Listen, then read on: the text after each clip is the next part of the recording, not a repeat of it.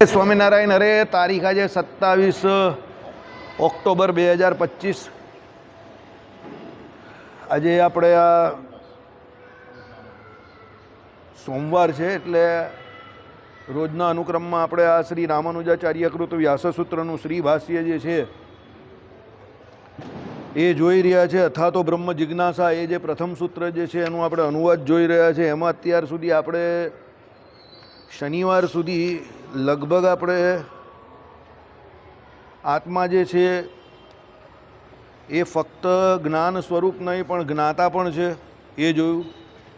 જ્ઞાન સ્વરૂપ હોવું અને જ્ઞાતા હોવું બંનેમાં થોડો થોડો ફરક છે એ આપણે જોયું. પાછા એક વખત સમજી જઈએ જે નવા આવ્યા હોય એના માટે, અને જે પહેલાં આવ્યા હોય અને તે છતાં એને થોડી ઘણી તત્વજ્ઞાનમાં કેવું છે કે ભાઈ તમે રોજના રૂટીનમાં એનો અભ્યાસ ન કરો તો ભૂલી જવાય. કારણ કે જગતમાં માયાનો ક્રમ એવો ચાલે છે અને લોકોને કંઈ ને કંઈ આધિ વ્યાધિ ઉપાધિ હોય જ, એટલે બિચારો એમાં ખોવાયેલો રહી તો આનો તો નંબર કાં આવે. એટલે આપણે થોડું ઘણું રિપીટેશન કરી લઈએ અત્યારે કે ભાઈ શું છે ને શું નહીં. તો આમાં આપણે બે પ્રત્યય સંસ્કૃતના પહેલાં છે તે જોયા. આત્માનું જ્ઞાતાપણું છે, એમાં અસ્મદ અને યુસ્મદની વાત કરેલી પહેલાં. અસ્મદ એટલે શું? આઈ એટલે પ્રત્યક, એમાં આત્મા પોતે આવે. અને યુસ્મદ એટલે શું? તો જે વિષય હોય તે યુ એટલે એ આવે એમાં. હવે તમે સમજો આત્મા જે છે એનો વિષય કોણ છે? તો યુમાં જે આવે એટલે સામેના પક્ષે જે કંઈ આવે તે બધા આત્માના વિષય તરીકે શાસ્ત્રોમાં વર્ણન કરેલા છે. હવે જ્યારે આત્માને તમે જ્ઞાન સ્વરૂપ કહો ત્યારે આત્મા પોતે પોતાની વાત કરે છે. એટલે આઈ જે છે તે હંમેશા પોતે પોતાની વાત કરે છે. અને અંગ્રેજી વ્યાકરણ થોડું ઘણું ખબર પડતી હોય કે બીજી કોઈ પણ ભાષાનું વ્યાકરણ, તેમાં જ્યારે પણ આઈ શબ્દનો પ્રયોગ થાય, હુંનો પ્રયોગ થાય, ત્યારે એ પોતે પોતાની વાત કરતો હોય. એટલે કરતા પોતે પોતાની વાત કરે છે. હું સમજો. હવે જ્યારે એમ કે એ કરતા કે હું જાણું છું, તો જાણું છું એ બોલે છે ત્યારે શું છે? શું જાણે છે? તો શું જાણે છે એમાં જે શું આવે છે એના જવાબમાં જે કંઈ આવે છે તે વિષય છે. તે વિષયને એ જાણે છે. તે વિષયમાં યુસ્મત પ્રત્યય લાગે. તમને થોડું થોડું સંસ્કૃત પણ આપણે શીખવાડીએ છીએ. અસ્મદ એટલે આઈ. જો અંગ્રેજીવાળાએ સંસ્કૃતના ઘણા બધા શબ્દો જે બેઠા ઉથાંતરી કરેલા જે તમે જોઈ લો. અસ્મદ, હવે તમે જો અસ્મદ એટલે આઈ, અને યુસ્મદમાં પહેલો યુ એટલે યુ. અંગ્રેજીમાં યુ બોલીએ ને આપણે તે, એટલે આઈ ને યુ. હવે સમજો જ્યારે તમે આઈ તરીકે કર્તા તરીકે તમે વાત કરો છો પોતાની, એટલે તમારી સામે જે કોઈ યુ તરીકે છે તે બધા તમારી સામે આવી ગયા. તે બધાને તમે યુ તરીકે સંબોધન આપશો, એટલે સંબોધશો. કેમ?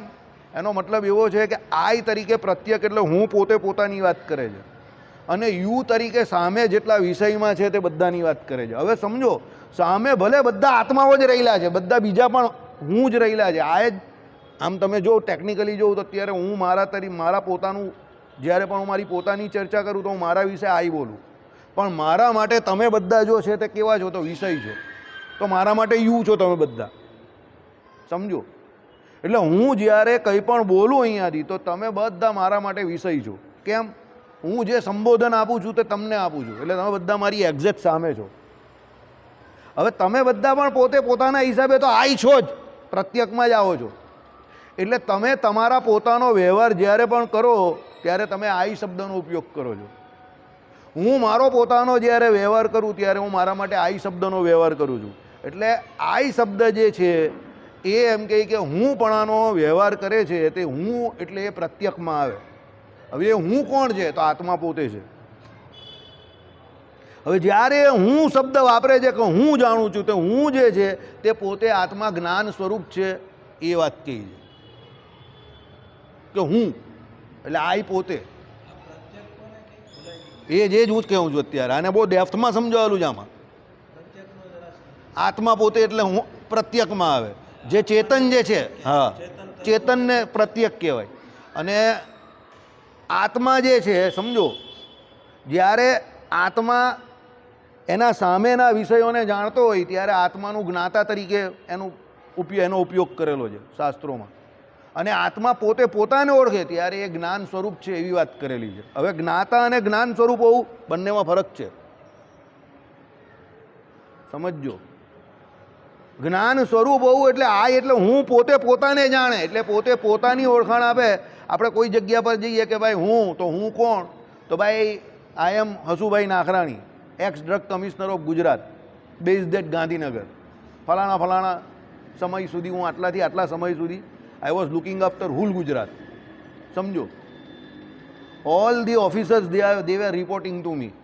હવે અહીંયા તમે જે ઓળખાણ આપી હું તરીકે, તે પોતે પોતાની ઓળખાણ આપી. એટલે હું તરીકે જ્યારે આત્મા વર્તે, સમજો એ જ્ઞાન સ્વરૂપ છે તે, ત્યારે એની વાત છે. પણ જ્યારે આત્મા એમ કહે કે ભાઈ હું આને તમે ઓળખો, હા હું એને ઓળખું છું, એમ કરીને બીજાની ઓળખાણ આપે, ત્યારે એ જ્ઞાતા છે. સમજજો, હું તમને અહીંયા કેમ વધારે જોર આપું તે સમજવા જેવું છે. જગતગુરુ શંકરાચાર્યનું અદ્વૈત વેદાંત આત્માને હું માને છે, એટલે જ્ઞાન સ્વરૂપ માને છે, જ્ઞાતા નથી માનતું. કેમ નથી માનતું એ તમને મેં આગળ ઘણી વખત કહ્યું. કારણ કે જ્ઞાતા માનવાની એને જરૂર જ નથી. કારણ કે બીજું કોઈ તત્વ જ નથી કે એને જાણવાનું હોય. એ તો સબર બ્રહ્મપરા હે, સર્વ ખલવિદમ બ્રહ્મ માને છે. તો બીજું હોય તો એને જાણે ને. એટલે જગતગુરુ શંકરાચાર્યના અદ્વૈત વેદાંતમાં આત્માને જ્ઞાતા માનવાની ટેકનિકલી જરૂર છે જ નહીં. એટલે હું તમને વારંવાર કહું છું, કોઈ પણ વેદાંતને તમે ખાલી ફક્ત ને ફક્ત ફિલોસોફીની દ્રષ્ટિએ લેવું, ત્યારે તમારે શું છે એને ફિલોસોફિકલી લેવાના, અને એ જે કહે છે એને સમજવાનું, અને આપણે શું કહીએ તે આપણું સમજવાનું, અને પછી આગળ વધવાનું. આમાં કંઈ બહુ મોટી તલવારબાજી કરવાની જરૂર નથી. ભગવાને ખંડન કરેલું છે તો આપણે પણ એ હિસાબે ખંડન સાંભળી લેવાનું, એ કરવાનું. પણ કોઈની જોડે સીધા વોરમાં ઉતરવાની જરૂર નથી. સમજો, કારણ કે બધાની પોતપોતાની ફિલોસોફી હોય છે. સમજો, હવે જ્યારે આત્માનો જ્ઞાતા તરીકે ઉપયોગ કર્યો શાસ્ત્રમાં, ત્યારે એ સામે રહેલા બધા વિષયોને જાણે છે. તે એ વિષય જે છે તે વ્યક્તિ પણ હોઈ શકે છે અને વસ્તુ પણ હોઈ શકે છે. સાહેબ, આ સમજવા જેવું છે. એટલે એ ચેતન પણ હોઈ શકે છે ને જળ પણ હોઈ શકે છે. ત્યારે એ આત્માનો જ્ઞાતા તરીકે ઉપયોગ થયો કે હું જાણું છું. તો ભાઈ તું શું જાણે છે? તો ભાઈ સામે રહેલા વ્યક્તિઓને પણ જાણું છું, સામે રહેલા વસ્તુઓને પણ જાણું છું. એટલે એ એના જ્ઞાન દ્વારા સામે રહેલા વ્યક્તિઓને અને વસ્તુઓને બંનેને જાણે છે. એની જ્ઞાનની ત્રિજ્યામાં હોય તો જ. એની જ્ઞાનની ત્રિજ્યાની બહાર જાય તો નહીં. અત્યારે સાહેબના ઘરે શું થઈ રહેલું છે એ સાહેબને ખબર નથી. ઘરે છોકરો આવી ગયો કે હજુ દુકાને છે તે અત્યારે ખબર નથી. ફોન કરે તો ખબર પડે. હવે ફોન કરે તે ખબર પડે, તે પણ એકચ્યુઅલી જ્ઞાનનું જ માધ્યમ છે. સમજો, કેવી રીતે કે અહીંયાથી તમે ફોન કરો એટલે ફોન જે છે તે ઘરે જાય. જ્યાં ઘરે જે બેઠું હોય એ કહી કે ભાઈ ના હજુ કેતનભાઈ આવ્યા નથી, હજુ કાં છે? તો એમ કહે કે આજે દુકાન આજે ને આજે જ હજુ દિવાળી પછી પ્રથમ દિવસ હતો એટલે થોડો સમય પકડશે, જેટલું કેતનભાઈ આવ્યા નથી. કહેવાનો મતલબ શું છે? જ્ઞાન જે છે તે લિમિટેડ છે. આપણું અહીંયા બેઠા બેઠા આપણે ખબર પડતી નથી કે ભાઈ ઘરે શું થઈ રહ્યું છે. પણ કેમ એ જ્ઞાન આપણું લિમિટેડ છે? અત્યારે આપણે અહીંયા બદ્ધ અવસ્થામાં છે. એટલે આપણે ભગવાનના ધામમાં જ્યારે જઈશું બધા, ત્યારે આપણું જ્ઞાન એવું રહેશે નહીં. ત્યારે અનંતકોટી બ્રહ્માંડમાં શું ઘટના ઘટી રહેલી છે કે શું ઘટના ઘટી ગઈ કે કોણ શું કરે છે એ બધું આપણે ત્યાં બેઠા બેઠા ખબર પડશે. સત્ય કામ સત્ય સંકલ્પ.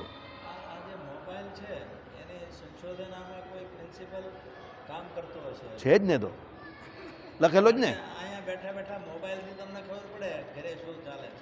દૂર શ્રવણ. વચનામૃતમાં ભગવાને કહ્યું છે દૂર ભાષણ, દૂર શ્રવણ, દૂર દર્શન, અક્ષી વિદ્યા, આ બધું એ પ્રિન્સિપલ પર જો સાહેબ એ મંત્રથી કરેલું હતું, આ યંત્રથી કરેલું છે. એટલે પ્રેરણા ત્યાંથી લીધી છે. ઇન્સ્પાયર બાય શું કહેવાય કે અવર લોજિક્સ, જે શાસ્ત્રોમાં આપણા લોજિક્સ જે છે એનાથી ઇન્સ્પાયર થઈને બનેલું છે આ બધું. એટલે એને શું છે, આપણું જે જ્ઞાન છે એને વિજ્ઞાનમાં કન્વર્ટ કર્યું, એટલે ટેકનોલોજીમાં કન્વર્ટ કર્યું. જ્ઞાન બેઝિકલી આપણું છે, પણ એને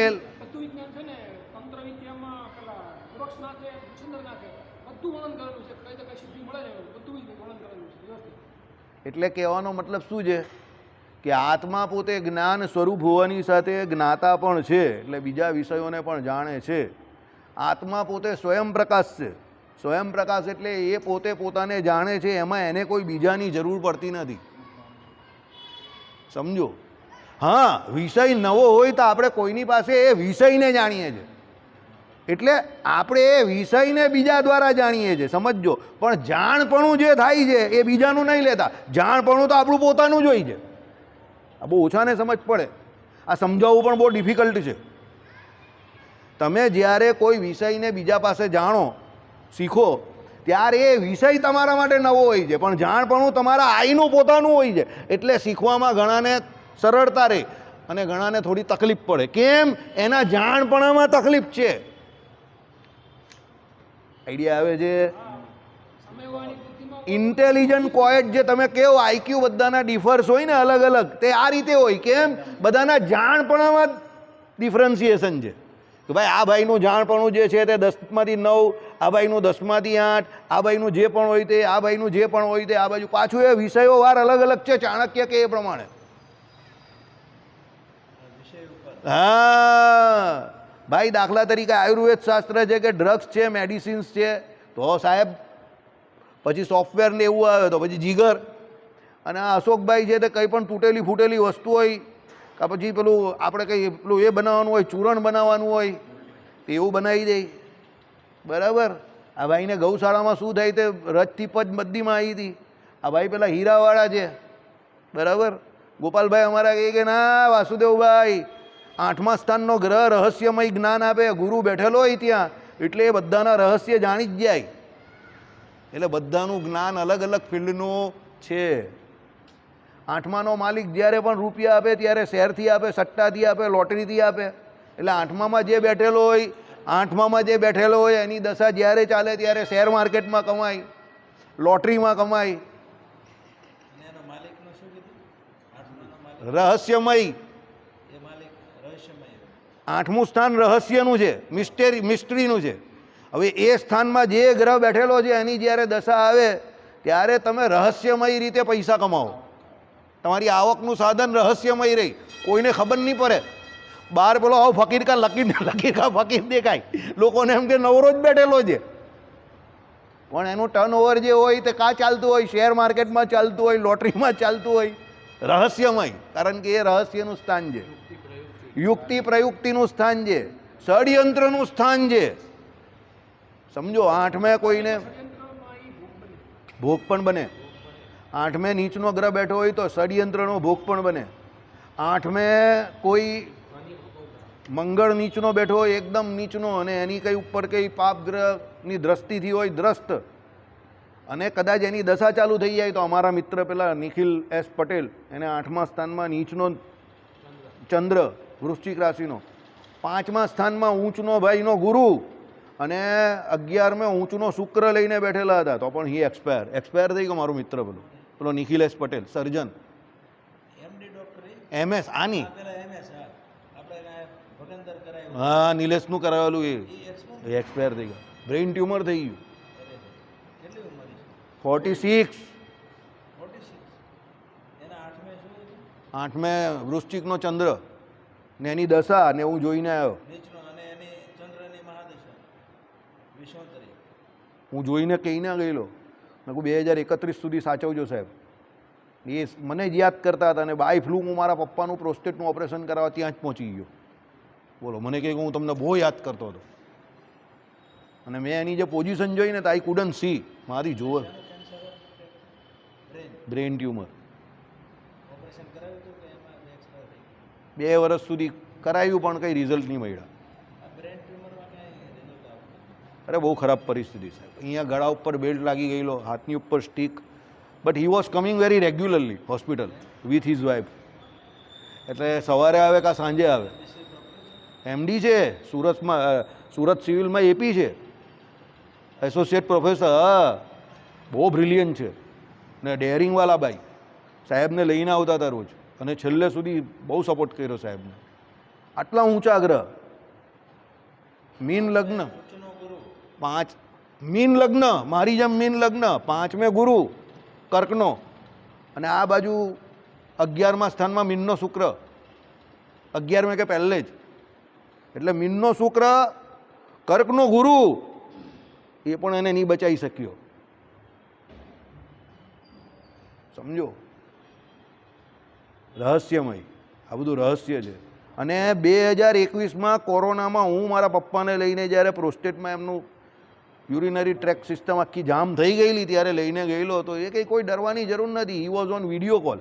પેલી નર્સને કહી કે ડરવાની કોઈ જરૂર નથી, હું ઘરે બેઠેલો જ ને, વાસુદેવભાઈ આવેલા એમના ફાધર છે, ડોન્ટ વરી એમ કહી, હું કેમ એ પ્રમાણે કર, થઈ જશે બધું.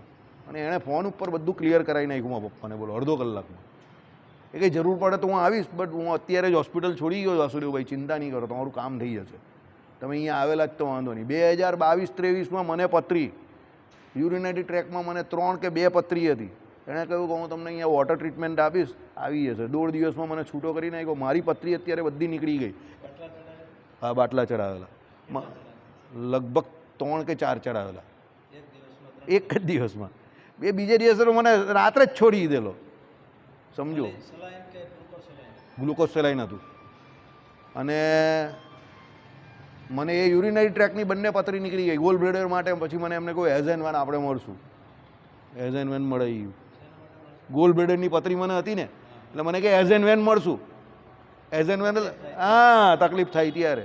અત્યારે કોઈ જરૂર નથી, જાઓ એમ કંઈ કરે. એણે મને અડધો દિવસમાં છોડી દીધેલો. મારો હોશિયાર. અરે પ્રોસ્ટેટની સર્જરી મારા પપ્પાને કરી, આજે બપોરે કરી, આજે રાત્રે રાખ્યા, બીજે દિવસે છોડી દીધા, જાઓ ઘરે. કે તમારા પૈસા વધારે નથી લેવા, આવું ચોખ્ખું બોલ્યા. બોલો. એ તો મારે એમ કે ઇન્સ્યોરન્સ તમારે બી પકાવવાનો, એટલે મારે 24 કલાક રાખવા પડે ટેકનિકલી, એટલે હું તમને રાખું છું. બીજે દિવસે સાંજે હું તો મંદિર, ને એમણે ગોપાલભાઈનો ફોન આવી ગયો કે સાહેબે તો રજા આપી દીધી. એ કે છોડી દેવું એમને, કાકાને ઘરે જવા દો. મારા પપ્પા હોસ્પિટલમાં કંઈ ખાતા નહીં હતા, બોલો એન્વાયરમેન્ટ એવું ને, એટલે કે કંઈ કાકાને ઘરે જવા દો, હેરાન. એમ કે કંઈ રાત્રે થાય તો અહીંયા લઈ આવજો, કારણ કે મારા ઘરથી બહુ નજીક હોસ્પિટલ, સમજો. બટ અત્યારે હવે હોસ્પિટલ જ નથી, વેચાઈ ગઈ હોસ્પિટલ જ. કેવા પોતાની હોસ્પિટલ હતી. કાબે લૂંટ્યો અર્જુન, વહી તીર વહી વાન. કેટલી મહેનત કરી હશે એ માણસે, યુ જસ્ટ ઇમેજિન. 8મા કે 9મા ધોરણમાં એના છોકરા ભણે છે.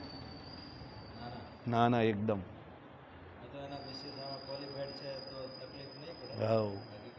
કેવી તકલીફ. કહેવાનો મતલબ જીવનનો કોઈ ભરોસો નથી. જે કંઈ કરવું હોય તો તમારી પાસે આજ જ છે, રાઈટ નાવ. મને ઘણા લોકો પૂછે છે કે આ શ્રીભાષ્ય ચલાવવાનું ને એ બધું ચલાવવાની સભામાં શું જરૂર છે, એમ કે બીજા કેટલા બધા શાસ્ત્રો છે. મેં એને કહ્યું આઈ એમ 52. મને એક ભાઈએ પૂછ્યું, મેં કહું રાઈટ નાવ આઈ એમ 52. જો હું આજે નહીં ચલાવીશ તો ક્યારે ચલાવીશ, સમજો. હરિપ્રકાશ શાસ્ત્રીએ અહીંયા જે ચાલુ કરેલું, કયું આધ્યાત્મિક તત્વ આખ્યાનમ, અને પબ્લિકને સમજ પડી નહીં ને 15 દિવસમાં બંધ થઈ ગયું. મેં કહું જો અત્યારે બંધ થયું, રામપુરા સ્વામિનારાયણ મંદિર, હરિપ્રકાશ શાસ્ત્રી, આવા કોઠારી, નવું ઓડિયન્સ, આવો મેળ બીજી વખત ન પડે. હા, આધ્યાત્મિક, હા 100%. આધ્યાત્મિક તત્વ આખ્યાનમ કેશુ સ્વામીનો ફેવરિટ ગ્રંથ. મને કંઈ વાસુદેવ જે માણસ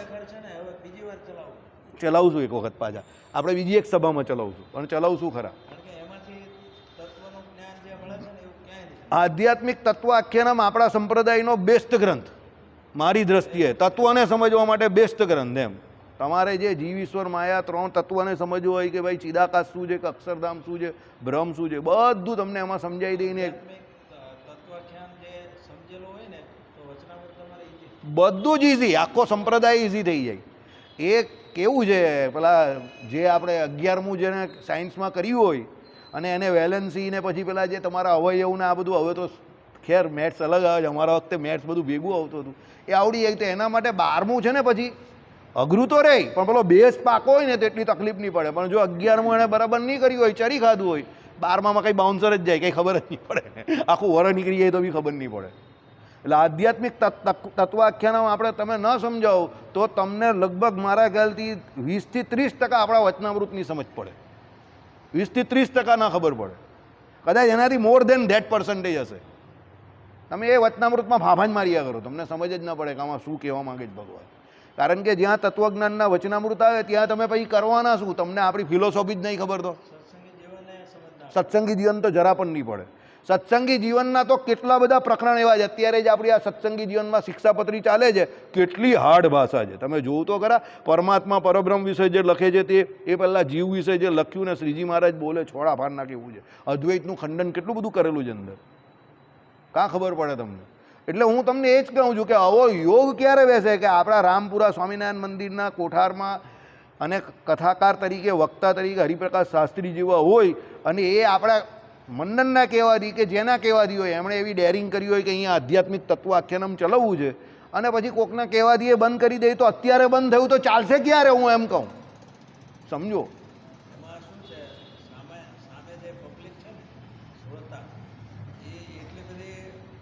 હા, નહીં હોય ને, એના માટે તમારે ગિમિક કરવી પડે, ઓડિયો વિડીયો ઇફેક્ટ આપવી પડે. આ ટીવી જે છે ને એ ટીવી ઉપર તમારે જેમ પેલા સંત સ્વામી, હા એવું, હા એવી ઓડિયો વિડીયો ઇફેક્ટ આપવી પડે, એમ સમજો. એ લખવું પડે, તમારે સમજાવવું પડે. પોતે વક્તા તરીકે ન કરી શકે તો એવો એક એક્સપર્ટ માણસ રાખવો પડે, વિમલ જેવો કે એવો કે જે સાહેબ જે બોલે એટલે શાસ્ત્રીજી જે બોલે તે ફટાફટ લખી દે. કાં પછી એમણે હાથમાં પેલું એ રાખવું પડે, આજકાલ એ પોઈન્ટર ને એ બધું નથી આવતું, એ પોઈન્ટર પરથી કાંઈ એને સ્વિચ એ કરો એટલે ઉપર પેલા હા સીડી બીડી મળે જ છે ને, બધું અવેલેબલ થઈ જાય, બધું થઈ જાય. પણ એને છોડવાનું ન હતું. વોટ આઈ વોન્ટ, હા કરે જ છે એ જ સંત સ્વામી, હા કરે છે, સારું છે. ટેકનોલોજીનો ઉપયોગ કરવો જ જોઈએ, સમજો. ચાલો, એટલે આપણે એ જ સમજી રહ્યા હતા કે ભાઈ પ્રત્યક્ષમાં જે આત્મા આવે છે એની જોડે પરમાત્મા પણ આવે છે. હવે જ્યારે પણ પ્રત્યક્ષ તરીકે એમ કહે કે આત્માની વાત કરે ત્યારે પરાગ તરીકે જે છે તે વિષયોની વાત કરે, તેમાં વિષયમાં બે આવે, જડ અને ચેતન બે આવે. આત્મા પોતે સ્વયં પ્રકાશ છે એટલે એને પોતે પોતાના જાતને ઓળખવા માટે, એટલે હું પોતે પોતાને ઓળખે, જેમાં કોઈ બીજા વ્યક્તિની જરૂર નથી. સામે કોઈ બીજા વિષયને પણ એ ઓળખે છે તો એમાં જાણપણું તો એનું પોતાનું જ છે. એ વિષય એ પ્રથમ વખત એ વિષયના એ સંસર્ગમાં આવેલો છે એટલે એ વિષયને જાણનાર જે હોય તે એને એ વિષય વિશે માહિતી આપે છે, સમજજો. પણ જાણપણું એનું પોતાનું છે, જાણપણું પેલાનું નથી. આ બહુ ડિફિકલ્ટ ટોપિક છે, એટલો સરળ પણ નથી. તમને પેલો સામેવાળો વ્યક્તિ વિષયથી વાકેફ કરે છે, જાણપણું તમારું પોતાનું છે એમાં. એટલે ત્યારે પણ જ્ઞાતા તરીકે તમારી પોતાની જે કોઈ જ્ઞાન શક્તિ છે એનો ઉપયોગ થાય છે, સમજો. એટલે અહીંયા શ્રીજી મહારાજે કહ્યું કે આત્મા પોતે એટલે રામાનુજાચાર્યએ કહ્યું કે આત્મા પોતે સ્વયં પ્રકાશ છે અને એ જ્ઞાતા પણ છે. આત્મા પોતે જ્ઞપ્તિ માત્ર કે જ્ઞાન સ્વરૂપ કે જ્ઞાન નથી એકલો, પણ એ પોતે જ્ઞાતા પણ છે. એની ચર્ચા અહીંયા કોણે કરી? જગતગુરુ શંકરાચાર્યના અદ્વૈત મતનું ખંડન કરીને જગતગુરુ રામાનુજાચાર્યએ કરી. બરાબર. હવે આપણે ઘણી બધી શ્રુતિઓના ઉદાહરણ જે છે તે આપણે ગયા શનિવારે જોતા હતા. એ ઉત્તમ પુરુષ પ્રકૃતિ ધર્મથી ઉત્પન્ન થતું આ શરીર સ્મરતો નથી. એ જ રીતે દ્રષ્ટાની 16 કળાઓ પુરુષમાં રહેતી પુરુષમાં પામી અસ્ત થાય છે. ઓકે, દ્રષ્ટા એટલે આત્મા. આપણામાં બધી જે 16 કળાઓ રહી ને એમાંથી જો 2-4 કળા કોઈનામાં દેખાય તો એ બધા સુપરસ્ટાર થઈ જાય. કોઈનામાં ગાવાની કળા હોય, કોઈનામાં લખવાની કળા હોય, કોઈનામાં પેઇન્ટિંગ કરવાની કળા હોય, કંઈ ને કંઈ કળા હોય. જો ભગવાને તમને એક જગ્યા પર વીક એટલે નબળા બનાવેલા છે ને તો બીજી એક જગ્યા પર કંઈ ને કંઈ ખૂબી આપેલી છે. તમારે તમારી એ ખૂબી શોધવાની છે, શું ખૂબી છે, સમજો. દાખલા તરીકે જે બોલવામાં બહુ સારું હોય એ કામ કરવામાં નબળું હોય, જે કામ કરવામાં સારું હોય એ બોલવામાં નબળું હોય, જેનું પેટ બહુ સારું ચાલતું હોય જય સ્વામિનારાયણ, જેનું મગજ બહુ સારું ચાલતું હોય એનું પેટ જય સ્વામિનારાયણ. કંઈ ને કંઈ હોય તકલીફ, પણ ખામીને ખૂબી બધામાં હોય. મારાથી 2 રોટલીથી વધારે નહીં ખવાતી.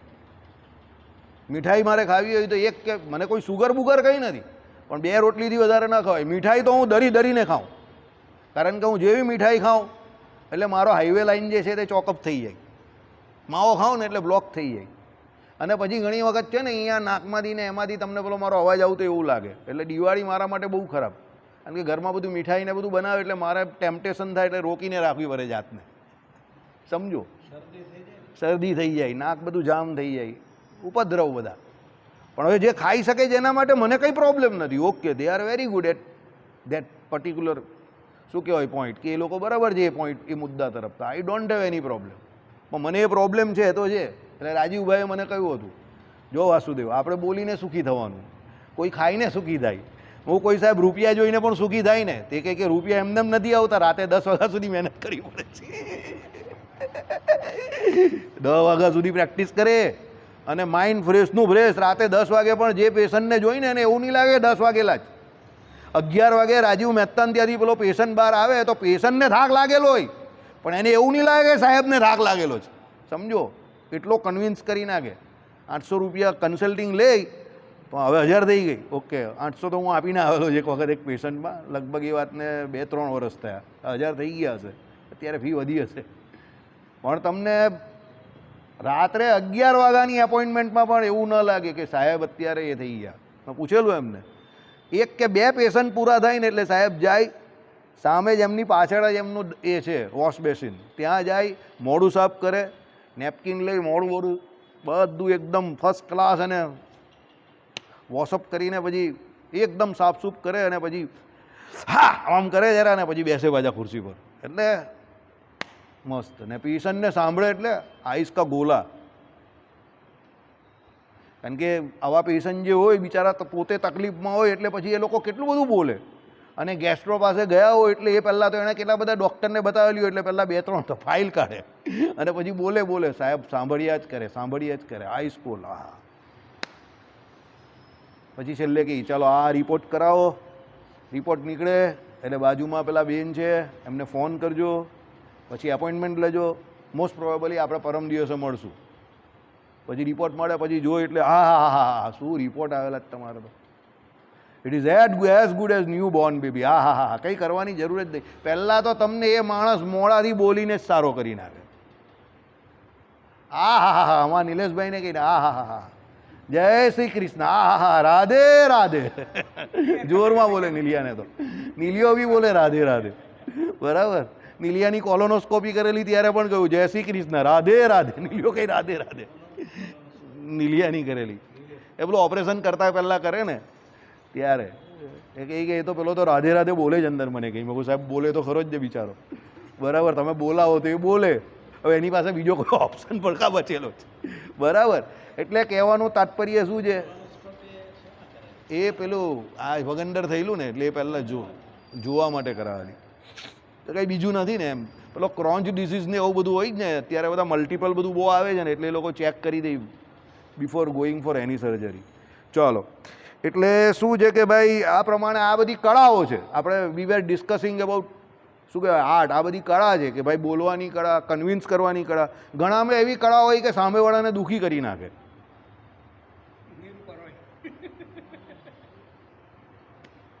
એ એટલો બધો દુઃખી થઈને એવી વાત કરે ને કે તમને એવું લાગે કે દુનિયામાં દુઃખ સિવાય બીજું કંઈ છે જ નહીં ને તમને બી દુઃખી કરી નાખે. બરાબર. ઘણામાં એવી કળા હોય કે એ ગમે એટલો દુઃખી હોય કે ગમે એવો કષ્ટમાં હોય ને આ સાહેબનું મેં તમને કહ્યું પ્રમાણે રાત્રે 11 વાગે તમને મળે તો પણ આમ એવો ફ્રેશ થઈને એટલી મસ્ત વાત કરે કે તમે આમ એનર્જી આમ યુ ફીલ લાઈક એમ કે એનર્જી આવી ગઈ એમ. બૂસ્ટઅપ દી એનર્જી એમ. તમને આમ મજા આવી જાય એવું. રાત્રે 11, ઇવન 11 o'clock, 12 o'clock. બરાબર. એ કળા છે, એ આર્ટ છે. સમજો. તો એ જે આત્મા જે છે દ્રષ્ટાની 16 કળાઓ પુરુષમાં રહેતી. પુરુષ તરીકે અહીંયા કોને ગણવાનો આપણે? હુ ઇઝ પુરુષ? પહેલો પુરુષ, બીજો પુરુષ, ત્રીજો પુરુષ કોણ ભાઈ? બોલો.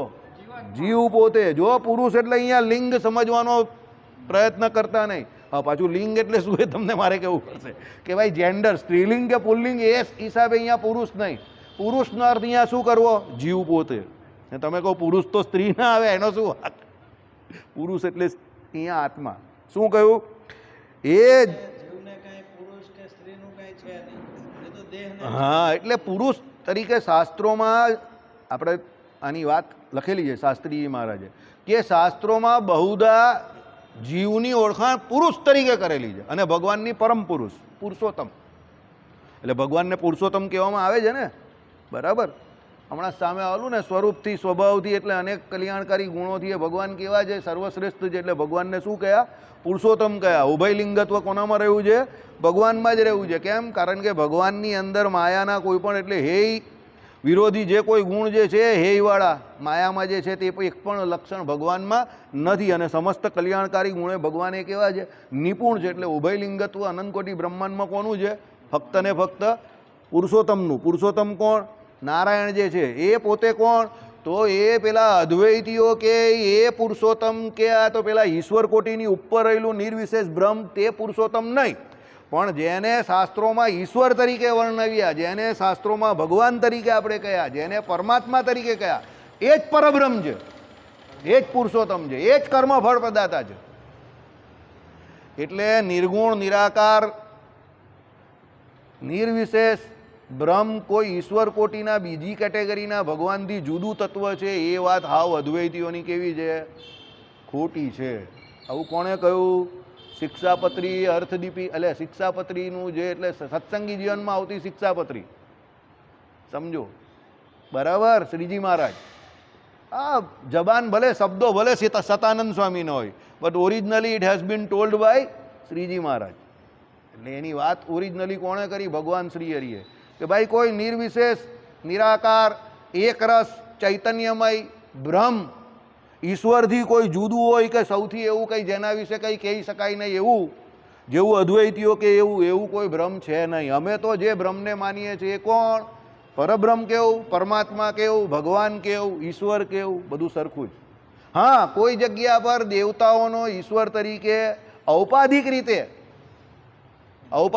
એટલે એમનામાં રહેલા ઐશ્વર્યને લીધે ઈશ્વર કોટીના દેવતાઓ, એટલે દેવતાઓ જે છે એનું ઉદ્બોધન પણ ઈશ્વર તરીકે થયું હોય. ઇન્દ્રને ઈશ્વર કેવું, બ્રહ્માજીને ઈશ્વર કેવું, ગુરુ જે છે કોના દેવતા? આ દેવતાઓના ગુરુ, એને તમે ઈશ્વર કેવું, બૃહસ્પતિ.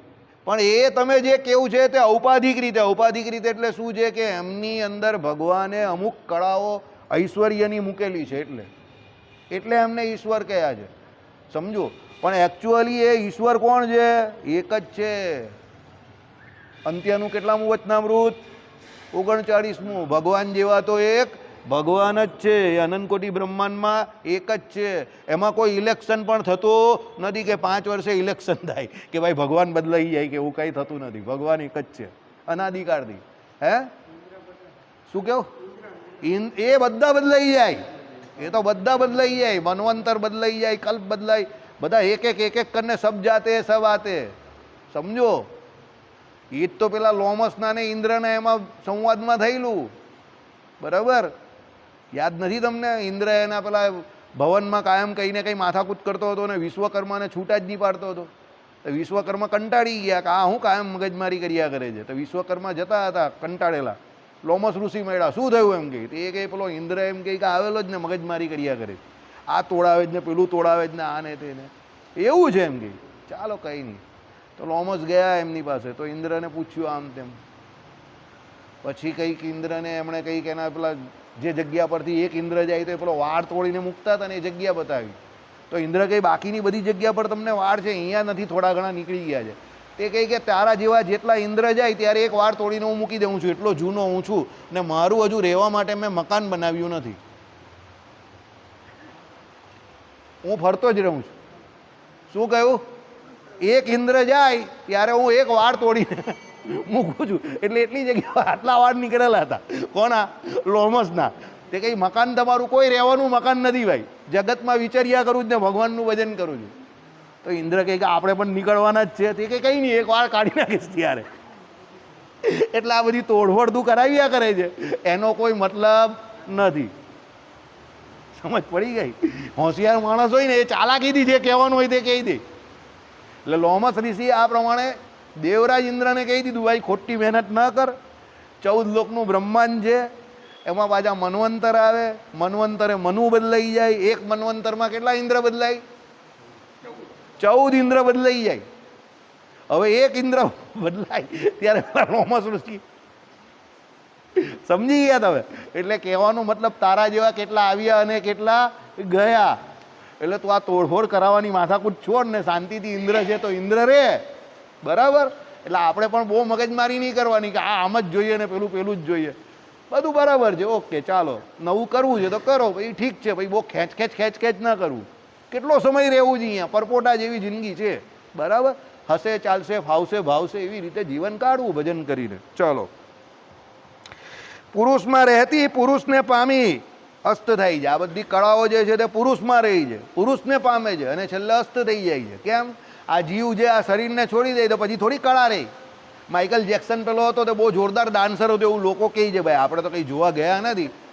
હવે એ ભાઈ તો નીકળી ગયા, તે એ ભાઈનું શરીરમાંથી આત્મા નીકળી ગયો, તો પછી એમ કરીને કંઈ ડાન્સ કરવાનો હતો એ? અરે ઊભો થઈને ડાન્સ કરે તો બધા ગોરાઓ ભાગી જાય, કા એનું ભૂત કા આવ્યું.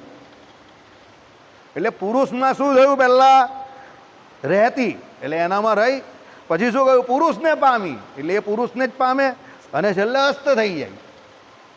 સમજ પડી ગઈ? એટલે આ જગત આવું છે. પહેલાં એના માટે તમારે બધા પ્રયત્ન કરવાના છે, બધું મેળવવાનું છે અને છેલ્લે બધું છોડવાનું છે. બેસ્ટ એક્ઝામ્પલ કયું છે? સોનાની દ્વારકા. શું આખી સોનાની દ્વારકા ભગવાન શ્રી કૃષ્ણએ બનાવી સમુદ્રને વિશે, અને છેલ્લે આખી દ્વારકાનું શ્રી કૃષ્ણ ભગવાને શું કરી નાખ્યું? જય સ્વામિનારાયણ. પડીકું વાળી દીધું, ડુબાડી દીધી, અને ભગવાન પોતે ક્યાં ચાલ્યા ગયા? પ્રભાસ પાટણને વિશે. કમોન કિલ મી. કોને બોલાવ્યો? પેલા પારધીને બોલાવ્યો ભગવાને, અને ભગવાને પોતે આ દેહનો ત્યાગ કરી દીધો. અત્યારે દેખાય જ તમને સોનાની દ્વારકા? દ્વારિકા તો છે, દ્વારિકાધીશ પણ છે, પણ સોનાની દ્વારકા દેખાય છે? નથી દેખાતી ને. બસ જો ભગવાન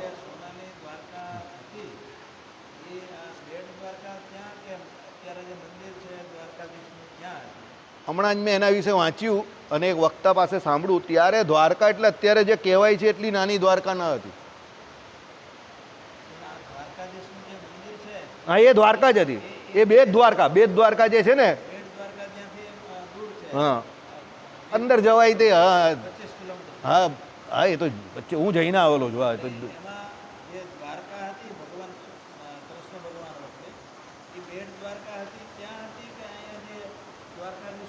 સમજાઈ દઉં તમને, સમજાઈ દઉં. બેટ દ્વારકા ભગવાન શ્રી કૃષ્ણને રહેવાના મહેલ હતા, જગ્યા હતી. અને દ્વારકાધીશનું મંદિર છે ને, ત્યાં દ્વારકાધીશ ત્યાંથી રાજ કરતા હતા. એટલે એ એમની કેપિટલ પેલી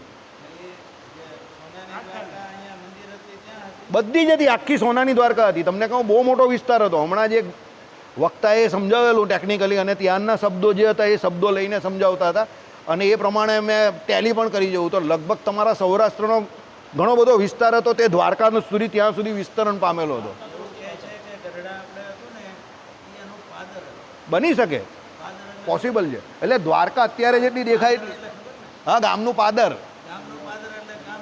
હા એન્ટ્રી આપણે એન્ટ્રન્સ કહીએ તે એવું એન્ટ્રન્સ, પાદર એટલે બની શકે. એટલે મોટી હતી. અત્યારે જે દેખાય છે એવું નહીં, એ તો કાળે કરીને હવે થોડીક એ થાય ને.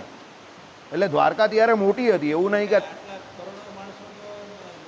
અને એમાં શું હતું?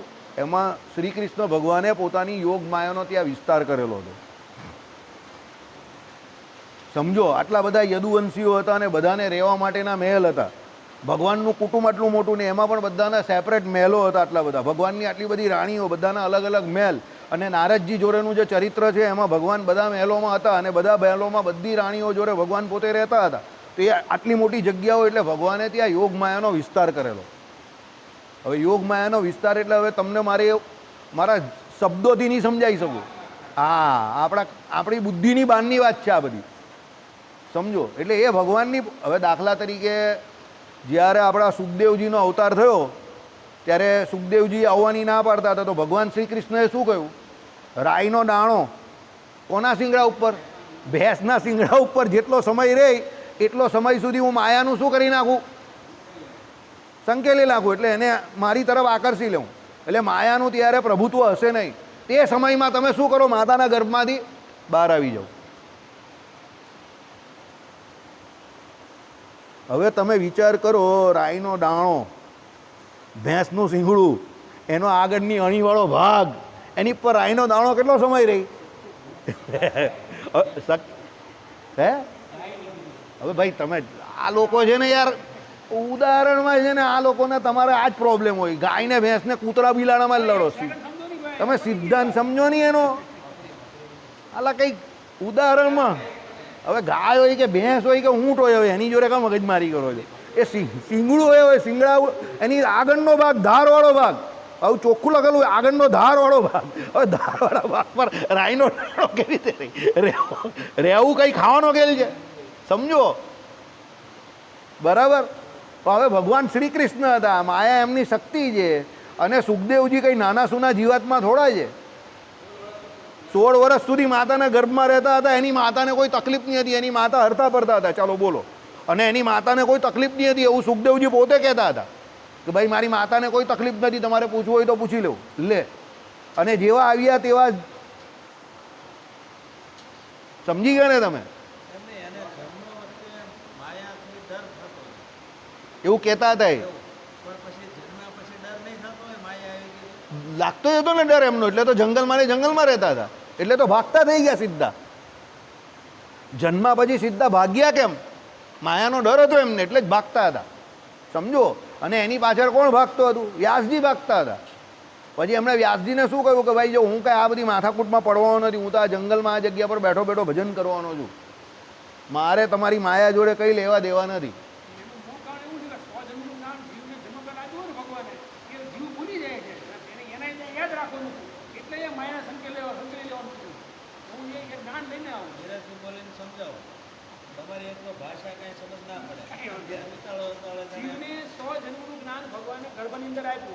બરાબર, એ જ્ઞાન એને પણ હતું, પણ જો જન્મ માયાના પ્રભાવ થઈ જ લે તો એ જ્ઞાન ભૂલાઈ જાય. જેમ ભગવાન દરેક જીવને ભૂલવાડી દીધું, તો એ ભૂલાઈ જાય. એ એટલે સુખદેવજી જન્મ નહોતા લેતા. હવે સુખદેવજી કીધું તમે માયા સંકેલી લો તો હું જન્મ લઈ લો, એટલે મને જેટલું જ્ઞાન રહી જાય અને જ્ઞાન સહિતનું જીવન જીવી, જ્ઞાન વગર જીવન નહીં જીવે. એટલે એના જ્ઞાનના પ્રમોદોને જીવનમાં ટકાવી રાખો સારું ભગવાન એનું જ્ઞાન રહે એટલા માટે માયા. હા, બીજે પુરાણોમાં એવી નહીં. હા રે, પછી બીજી એમાં એક પુરાણોમાં એમની સુખદેવજીનું જે જીવન ચરિત્ર છે ને એની ઘણી બધી કથાઓ છે. શિવજી, હવે તમે આ વાત જ ઉપાડી, તો શિવજી પાર્વતીજીને ભગવાનના ચરિત્રોની કથા કરતા હતા. હે હા, એ પેલું પોપટ આપણે જે કહીએ ને પોપટ, એ પોપટ બનીને સુખદેવજી એટલે એના આગલા જન્મમાં ત્યાં બેઠેલા હતા અને એ બધું સાંભળતા હતા. પછી એ વાત એ સાંભળી ગયા એટલે પછી એને પ્રાઇવેટ વાત કહેવાય આ બધી, એટલે શિવજીએ એને મારવાનો વિચાર કર્યો. તો એ જે હતું તે પેલા એના ગર્ભમાં ચાલ્યું ગયું એ જીવ. કોના? વ્યાસજીના જે પત્ની હતા ને એના ગર્ભમાં. હવે એ ગર્ભમાં ગયો એટલે શિવજી જેવા હતા એને મારવાની વાત કરતા હતા. તો પછી હવે પેલી તો ગર્ભિણી થઈ ગઈ, તો એને કેવી રીતે મારે? એટલે પછી એવું આકાશવાણી કે એવું કંઈક જ્ઞાન થયું કે એમાં એવું આવ્યું કે ભાઈ આ જીવ જે છે તે ભગવાનના સ્વરૂપની ઓળખાણ આપવા અને ભગવાનના ચરિતાર્થ કરતું એક જે બહુ મોટો ગ્રંથ જે છે એનો સૌથી મોટો વક્તા આ બનશે, કારણ કે તમારી પાસે જે જ્ઞાન એને લીધું એ જ્ઞાન ઓલરેડી એના જીવને વિશે છે. એટલે પછી શિવજી એને જવા દીધા ને ત્યાંથી નીકળી ગયા. પછી આવી રીતે 16 વર્ષ સુધી અંદર રહ્યા. વ્યાસજી એને કાયમ કહે કે ભાઈ સુખ બહાર આવો, બહાર આવો, બહાર આવો, પણ એ કંઈ બહાર આવતા હતા નહીં. પછી એમણે ભગવાન શ્રી કૃષ્ણને ખબર પડી ને ભગવાન શ્રી કૃષ્ણ આવ્યા અને આ મેં તમને કહ્યું એ ઘટના ઘટી. પછી એ બહાર આવ્યા. પછી જ્યારે આખી આ પરીક્ષિતવાળી કહાનીને આ બધું જે કંઈ થયું, પરીક્ષિતે પેલાને ઋષિ જે હતા એની ઉપર પેલો સાપ નાખ્યો ને આ બધું, એટલે સુખદેવજી જે હતા તે એના પ્રથમ જે ભાગવતજીના સૌથી મોટા વક્તા બન્યા. એમ તો સનકાદિકને એનો પણ સંવાદ ચાલે છે, પણ સુખદેવજીની કથાને વિશે બધા જગતના મોટા મોટા સાધુ સંતો જેટલા પણ તે સમયના હતા એ બધા ત્યાં હાજર થયેલા. કારણ કે એ આપણે કહીએ ને એક બનાવેલા સાધુ હોય અને એક જન્મજાત બનીને આવેલા હોય, એટલે પેલો કહીને વેલ ટ્રેન્ડ એમ, ઓલરેડી ટ્રેન્ડ એમ. એ જન્મજાત જ ઓલરેડી ટ્રેન થઈને જ આવેલા હતા. એમને કોઈ સાધુ તરીકેની ફોર્મલ ટ્રેનિંગ લેવાની જરૂર પડી હતેલી નહીં. પેલું કહીને બનેલા સાધુ હતા, એટલે સાધુ બનીને જ જન્મેલા એમ. અહીંયા આવીને સાધુ બનેલા એવું ન હતું એમ. આઈડિયા આવે જ તમને? જો હું કહું જન્મજાત હતા. એટલે ઘણી વાત કેવી હોય કે વક્તા જે હોય ને, હમણાં હરિપ્રકાશ શાસ્ત્રી જોડે મારી 2 રવિવાર પહેલાં વાત થઈ કે વક્તા પણ અમુક કેરેક્ટર કે અમુક ઘટનાઓ જે ઘટી હોય ને એને શબ્દો દ્વારા એટલું પ્રોપરલી કહી ન શકે. કારણ કે આપણે ત્યાં બધા એવા કેરેક્ટરો થઈ ગયા છે અને એવી ઘટનાઓ ઘટી ગઈ છે કે વક્તાની પાસે એના શબ્દો જ ના હોય, એને શબ્દો મળે નહીં. એ કહેવા તો ઘણું બધું માંગતો હોય. હવે અત્યારે હું જે વાત કરું છું તમને, મને પોતાને સંતોષ નથી કે આને મારે કેવી રીતે રજૂ કરવી. આ તમે જે દ્વારકાવાળી વાત કરી, તો દ્વારકામાં જે યોગ વિદ્યાનો ભગવાને યોગ માયાનો ઉપયોગ કરેલો, હવે યોગ માયાનો ઉપયોગ કરેલો એ મને હું મારી રીતે હું સમજું છું કે કેવી રીતે કરેલો. કે ભાઈ નાની જગ્યા છે એને પણ એકદમ બ્રોડલી એમ કહી કે એને એનું વિસ્તરણ કરેલું હોય અને એની અંદર ઘણા બધા લોકો સમાઈ જાય એવી વ્યવસ્થા કોણે કરેલી? ભગવાન શ્રી કૃષ્ણએ કરેલી. પણ હું એને તમને સમજાવી કઈ દે શકું? કારણ કે અત્યારે તો બધું જે પ્રમાણે આવે તો તમને ક્ષેત્ર જોઈએ, એનું ક્ષેત્રફળ જોઈએ, એની અંદર કેટલી જગ્યા છે એ જોઈએ, તો એ બધી જગ્યાવાળી વાતને બધું હું તમને કઈ રીતે સમજાવી શકું? બરાબર. એટલે એ શબ્દો અમારી પાસે, એમાં વક્તાને તમારે માફ કરી દેવા પડે ને અમારે તમને સોરી કહેવું પડે, બીજું તો શું કહીએ? બરાબર. એટલે ઘણી જગ્યા પર અમારે પણ સોરી કહેવું પડે. એ રચવા એમણે જ બનાવેલી દ્વારકાએ. આપણું હા, તો એમણે જ કરેલી, પણ એ એમને યોગ માયાનો ઉપયોગ કરેલો છે ત્યાં, એવું નહીં. દ્વારિકા નગરી જે છે એમાં આખો યોગ માયાનો ઉપયોગ કરેલો છે. બરાબર. અને એ એટલા માટે જ કરેલો કે ભાઈ દ્વારિકા નગરી જે છે તે સોનાની દ્વારિકામાં જે કોઈ લોકો પેલા જરાસંઘ આદિ જે કોઈ અસુરો ત્યાં એમને હેરાન કરતા હતા, અને લોકો બિચારા યુદ્ધના કાયમ માટેના ઓઠાર હેઠળ જીવતા હતા, તે બધા શાંતિથી જીવે. તો ભગવાનનું રાજ્ય તો ભગવાનનું રાજ્ય જ કહેવાય ને. ઓલમોસ્ટ 100 વર્ષ ભગવાને રાજ કર્યું. કેટલા વર્ષ? 100 વર્ષ. એ 100 વર્ષ તો લોકો શાંતિથી જીવે ને એમ. એટલે ભગવાને દ્વારકાની રચના કરેલી કે ભાઈ આ બધા મારા જે માણસો છે એ બધા શાંતિથી જીવે ને. પેલો જરાસંઘ યુદ્ધ કરવા આવે છે, આપણે યુદ્ધ કરીએ તો યુદ્ધ કરે તો પ્રજાની હાલત કેવી થઈ જાય? એટલા માટે આ ભગવાને કરેલું, યુદ્ધથી બચવા માટે. કારણ કે વચ્ચે સમુદ્ર આવી જાય ને તો પેલો આવવાનો કેવી રીતે? બરાબર. ચાલો. ના, રાજા ચિઠ્ઠી તો પેલા દાદાના નામ પર, એટલે નાનાના નામ પર, નાનાના નામ પર. હા,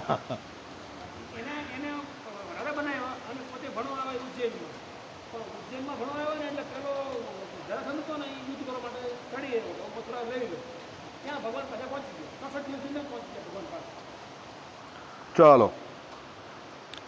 તે આ મનોમયથી ભિન્ન અંતરમાં રહેલો વિજ્ઞાનમય આત્મા છે. બરાબર. મનોમય એટલે શું છે? આપણું મન. આપણે અહીંયા આખો કોષમાં જે પેલું આવે તે ચલવેલું મનોમય બ્રહ્મ, વિજ્ઞાનમય બ્રહ્મ. બરાબર. આનંદમય બ્રહ્મ છેલ્લે કોણ છે? ભગવાન પોતે. તો મનોમય બ્રહ્મ એટલે કોણ છે? કે ભાઈ મન જે છે તે આપણો, ને એનાથી આત્મા જુદો છે. એટલે અહીંયા કહેવા એવું માંગે છે, ભૂમિકામાં લખેલું છે, આત્મા એ મન, બુદ્ધિ, ચિત્ત અને અહંકાર 4 અંતઃકરણ અને 10 ઇન્દ્રિયોથી કેવો છે? જુદો છે. હમણાં આગળ પેલામાં પણ આવી ગયું, ઇન્દ્રિયોથી જુદો છે. કેવી રીતે સાબિત થાય? દાખલા તરીકે કોઈની એક ઇન્દ્રિયનું છેદન ભેદન થાય તો એનાથી પેલો માણસ મરી નહીં જતો. કોઈનો કાન કપાઈ જાય, કોઈની આંગળી કપાઈ જાય, કોઈનો પગ કપાઈ જાય, તો આપણે એવા માણસ જીવતા જોઈએ છે ને. એટલે આત્મા પોતે જ્ઞાન શક્તિએ કરીને ઇન્દ્રિયોમાં રહ્યો છે ખરો, પણ ઇન્દ્રિયોનું છેદન ભેદન થાય છે, એનાથી આત્માનું છેદન ભેદન થતું નથી. સમજો? હા, આત્મા તો અંદર રહે જ છે. સમજો? આંખે કરીને કોઈ બિચારાને ઓછું દેખાતું થઈ જાય, કાં વધારે ઓછું દેખાતું થઈ જાય, કાં ભાઈ દેખાતું બંધ થઈ જાય, પણ એનો મતલબ એવો નથી કે એનો આત્મા ચાલ્યો ગયો. આત્માની જ્ઞાન શક્તિ આંખ પૂરતી જે હતી તે ઘટી ગઈ. કાન કોઈનો બિચારાનો અહીંયાથી નીકળી ગયો, કોઈ બિચારાનું નાક કાપી નાખ્યું, બહેરો થઈ ગયો, કોઈ બિચારાની સૂંઘવાની કેસેટ ચાલી ગઈ. કોરોનામાં ચાલી ગઈ ને, ઘણાની સૂંઘવાની કેસેટ જ ચાલી ગઈ. પેલો કે ક્યાં ચલ રહા હૈ? નહીં પતા. ક્यों? કેસેટ નિકલ ગઈ. સૂંઘવાની કેસેટ ચાલી ગઈ. હવે સમજો, હવે એની કેપેસિટી ચાલી ગઈ તો આત્મા તો છે જ ને અંદર. આત્મા થોડો ચાલ્યો ગયો. આત્મા તો રોજ આવે છે, પણ નાકમાંથી અંદરની કેસેટ ચાલી ગઈ. સમજ પડી? એટલે ઇન્દ્રિયોથી આત્મા કેવો છે? જુદો છે. મન, બુદ્ધિ, ચિત્ત ને અહંકારથી આત્મા કેવો છે? જુદો છે. ચાલો. ઇત્યાદિ. એક જ મિનિટ, હજુ 2 મિનિટ છે. 1 મિનિટ.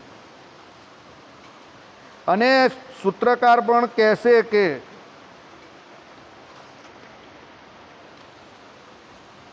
જ્ઞો અત એવ બ્રહ્મસૂત્ર 2-3 એટલે તે જ કારણથી આત્મા જ્ઞાતા છે. માટે સ્વયં પ્રકાશ એવો એ આત્મા તે જ્ઞાતા છે, ફક્ત જ્ઞાન જ નથી, પોતે પ્રકાશરૂપ છે, તેથી તે કોઈનો પ્રકાશક થાય છે. પ્રદીપાદી પ્રકાશરૂપ હોઈને બીજાનો પ્રકાશ કરે છે તે રીતે. એટલે કહેવાનો મતલબ શું છે? સૂત્રકાર પોતે પણ એવું માને છે કે આત્મા પોતે જ્ઞપ્તિ માત્ર કે જ્ઞાન એકલું નથી, પણ જ્ઞાન નામનો ગુણ જે છે તે આત્માને આધારે રહેલો છે. એટલે આત્મા પોતે જ્ઞાતા પણ છે. કેવી રીતે? તો દીવો જેમ પોતે પોતાનો પ્રકાશ કરે છે, એટલે દીવાની જ્યોત જે છે એને જોવા માટે તમારે બીજા દીવાની જરૂર પડતી નથી. એમ દીવો જે છે તે બીજા પદાર્થોને પણ પ્રકાશ કરે છે. એટલે જ્યારે દીવાની તમે જ્યોત સળગાવો, એટલે દીવો સળગાવો, ત્યારે બીજા પદાર્થ હોય તે પણ તમે દીવાની મદદથી જોવો છો.